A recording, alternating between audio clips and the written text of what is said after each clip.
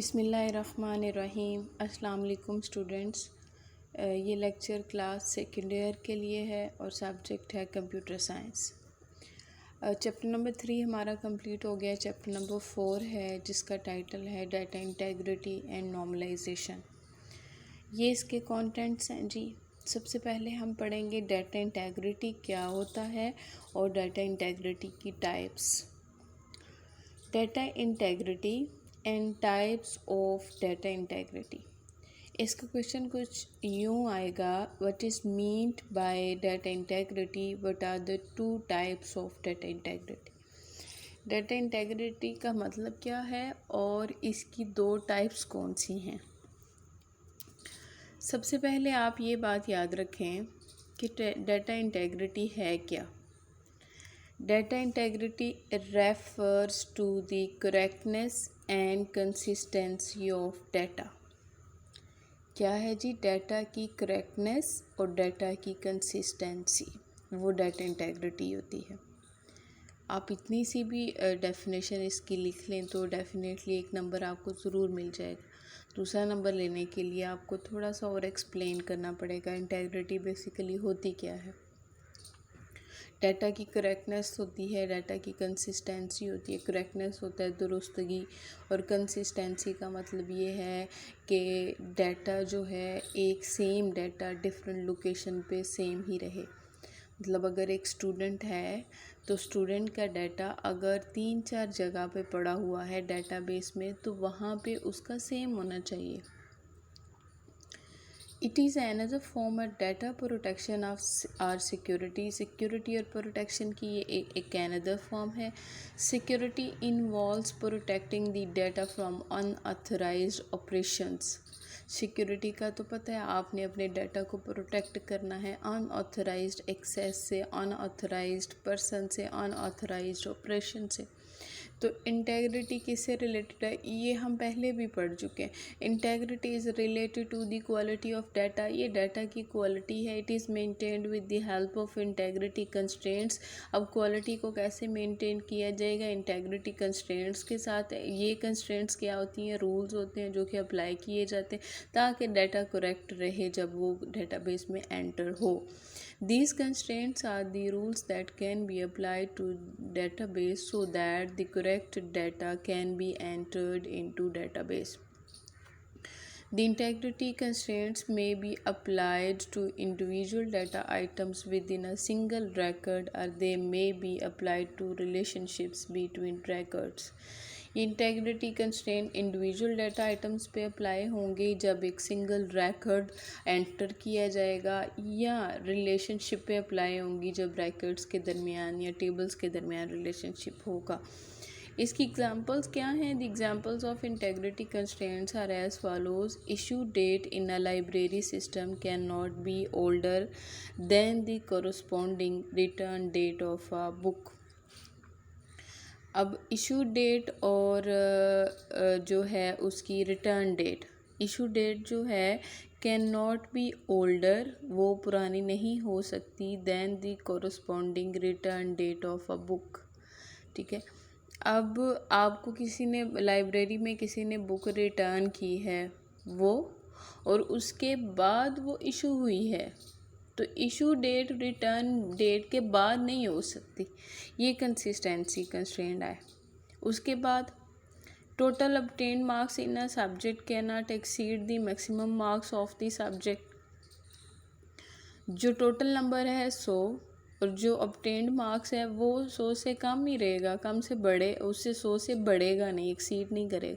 मतलब 102 103 किसी के नंबर एंटर नहीं होने चाहिए डेटाबेस में। Registration number of ICS student must start with ICS characters. ठीक है। जो स्टूडेंट्स हैं ICS के, वहाँ उनकी रजिस्ट्रेशन पहले ICS से ही शुरू होनी चाहिए। अब आपके पास दो तरह की एंटिटी इंटेग्रिटी हैं। Entity integrity, referential integrity. Entity integrity base करती है या अप्लाई की जाती है प्राइमरी की वैल्यू पे। The entity integrity is a constraint on primary key value of a relation. It states that in a relation no primary key value can have a null value. Primary की value नल नहीं हो सकती. नल वो होती है जो कि अनअसाइंड वैल्यू होती है कि आपने उसको कोई वैल्यू ही नहीं दी. जैसे एक स्टूडेंट है तो उसको कोई रोल नंबर ही ना असाइन किया हो, तो ऐसा नहीं हो सकता. हर स्टूडेंट का कोई ना कोई रोल नंबर ज़रूर होगा. बेसिकली रोल नंबर ही तो उसका आइडेंटिफायर है जो कि उसको यूनिकली आइडेंटिफाई करेगा. तो अगर आप किसी भी एट्रीब्यूट को या किसी कॉलम को प्राइमरी की डिफ़ाइन करते हो तो प्राइमरी की वैल्यू नल नहीं होनी चाहिए. By definition primary key is use to identify tuples uniquely. Primary key किस लिए यूज़ होती है? टपल्स को, रैकर्ड्स को यूनिकली आइडेंटिफाई करना. If one or more tuples have null values in the primary key attribute, then you cannot identify tuples uniquely. अगर tuples जो हैं उनकी नल वैल्यूज़ आ गई हैं तो आप तो टपल्स को यूनिकली आइडेंटिफाई नहीं कर सकते. इसलिए एंटिटी इंटेग्रिटी आप अचीव ही नहीं कर सकते. इस इंटेग्रिटी को अचीव करने के लिए प्राइमरी की वैल्यू का नल नहीं होना चाहिए.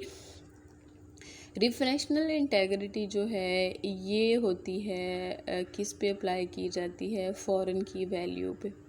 फॉरेन की वैल्यू मैच होनी चाहिए दूसरे टेबल की प्राइमरी की वैल्यूज़ के साथ, तभी उनका एक रिलेशनशिप इस्टेब्लिश होगा.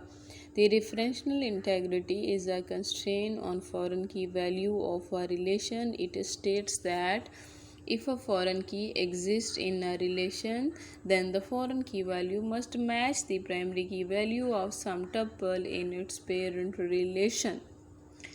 प्राइमरी की जिस टेबल में होगी वो पेरेंट टेबल होगा और फॉरेन की जिस टेबल में होगी वो चाइल्ड टेबल होगा. तो जो फॉरेन की वैल्यूज़ हैं वो मैच होनी चाहिए प्राइमरी की वैल्यूज़ के साथ.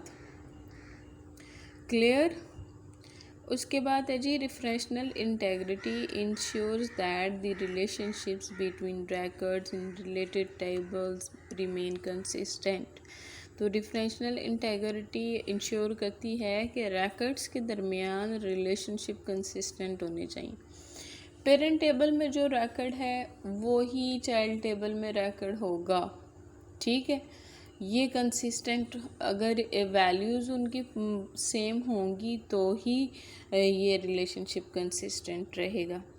अब ये देखें उसने एग्ज़ाम्पल भी आपको बताई हुई है डिफरेंशियल इंटेग्रिटी की. यहाँ पे स्टूडेंट का टेबल है और रिज़ल्ट का टेबल है. स्टूडेंट का टेबल पेरेंट टेबल है, रिज़ल्ट का टेबल जो है वो चाइल्ड टेबल है. वहाँ पे वो रोल नंबर है प्राइमरी की और दूसरे टेबल रिज़ल्ट के टेबल में रोल नंबर क्या है?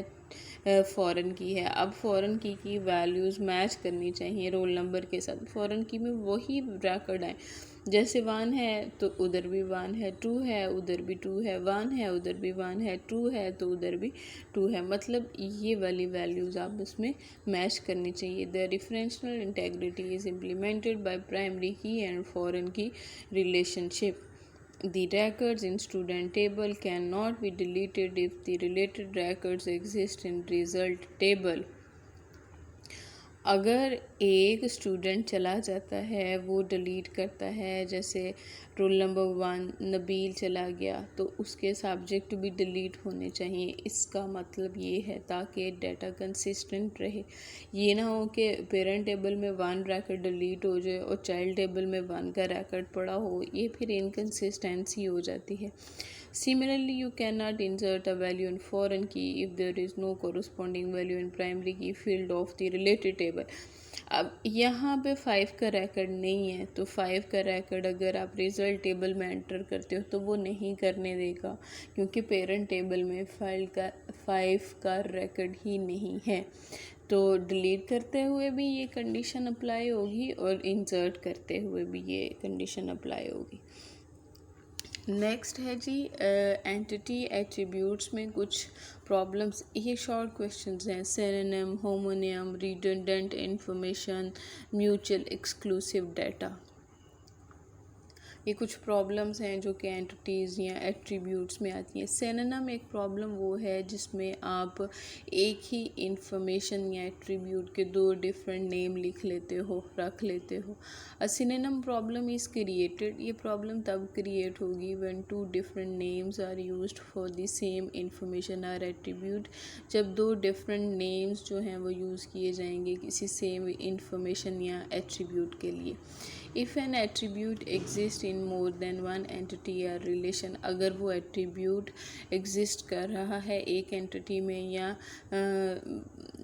रिलेशन में, टेबल में एक से ज़्यादा, then the name of attribute must be same in all entities, तो फिर सारी एंटिटीज़ में उसका नेम सेम होना चाहिए, रिलेशंस में उसका नेम सेम होना चाहिए। ठीक है,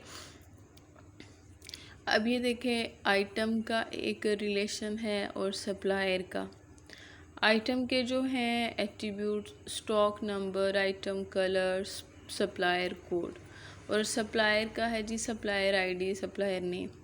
वहाँ पे सप्लायर कोड है, यहाँ पे सप्लायर आईडी है। इंफॉर्मेशन एक है लेकिन एट्रीब्यूट नेम डिफरेंट है, इसलिए एक ही होना चाहिए।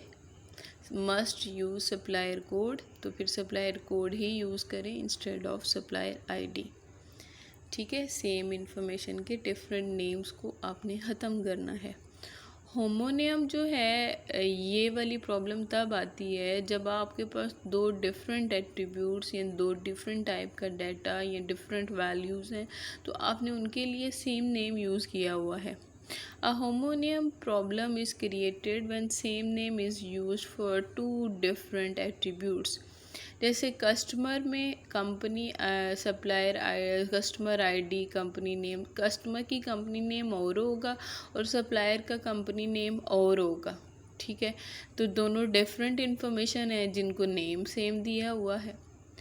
Company name attribute is used in both relation, it may create confusion, ये कन्फ्यूजन क्रिएट करेगा। It also may create many problems for maintaining data in database. ठीक है, ये डिफरेंट प्रॉब्लम्स जो हैं वो क्रिएट कर सकते हैं। रिडंडेंट इंफॉर्मेशन, ये है इंफॉर्मेशन की डुप्लीकेशन, अननीडेड या अननेसेसरी, गैर ज़रूरी आप कह लें। Redundant means unneeded or unnecessary. It refers to duplication of data. This type of problem is created when same information is unnecessarily stored in two different ways or forms. कि आपने same information जो है वो दो मुख्तलिफ तरीक़ों में या मुख्तलिफ शक्लों में स्टोर की हुई है। जैसे employer ID, employee name, employee age, employee date of birth. जब आपके पास डेट ऑफ बर्थ होगी तो एज भी कैलकुलेट हो जाएगी, इसलिए एम्प्लॉयर एज जो है वो कॉलम ऐड करना ज़रूरी नहीं है, वो अननेसेसरी है। नीचे उसने यही आपको एक्सप्लेन किया हुआ है, वो रिडंडेंसी क्रिएट करेगी। अच्छा जी, उसके बाद है म्यूचुअल एक्सक्लूसिव डाटा। इसका क्या मतलब होता है कि कुछ ऐसे एट्रीब्यूट्स हैं जो कि सेम नहीं हो सकते at the same time, can not occur at the same time, मतलब वो अकर ही नहीं हो सकते। Two events are said to be mutually exclusive if they cannot occur at the same time. Mutually exclusive data problem is created when the values of attributes are stored as true or false. ये वहाँ पे होगा जब जिन attributes की value true या false में होगी। Sometimes two or more such attributes cannot be true or false at the same time. ठीक है, मतलब ऐसे नहीं हो सकता कि कुछ ऐसे एट्रीब्यूट्स हैं वो at a same time true नहीं हो सकते। जैसे एम्प्लॉय मैरिड आप कह दें येस और एम्प्लॉय सिंगल आप कह दें येस। ठीक है, ये बूलियन डाटा टाइप होती हैं, यहाँ एक वक्त में ट्रू होगी या फॉल्स होगी। एम्प्लॉय मैरिड है तो वो कहेगा येस, और एम्प्लॉय सिंगल है तो वो कहेगा नो, या ट्रू या फॉल्स, या ट्रू या नो येस, मतलब इस तरह से। तो आपको ये दोनों एट्रीब्यूट जो हैं वो लिखने की बजाय आप मार्शल स्टेटस के नाम से वो एट्रीब्यूट लिख लें, और जिसका आएगा एम या एस। मैरिड है तो एम आ जाएगा, अगर वो सिंगल है अनमैरिड है तो एस आ जाएगा। ठीक है जी, ये कुछ प्रॉब्लम्स थी इसमें।